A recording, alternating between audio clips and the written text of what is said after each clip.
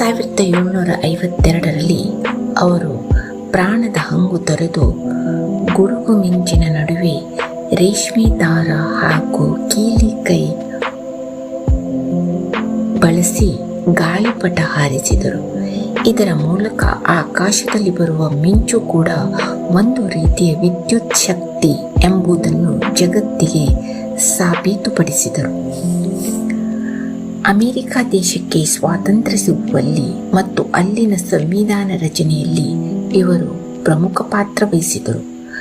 ಅಮೆರಿಕದ ಇತಿಹಾಸದಲ್ಲಿ ಇವರ ಗೌರವಾರ್ಥಕವಾಗಿ ಇಂದಿಗೂ ಅಲ್ಲಿನ $100 ಕರೆನ್ಸಿನ ನೋಟಿನ ಮೇಲೆ ಬೆಂಜಮಿನ್ ಫ್ರಾಂಕ್ಲಿನ್ ಅವರ ಚಿತ್ರವನ್ನು ಮುದ್ರಿಸಲಾಗುತ್ತಿದೆ. ನಮಸ್ತೆ.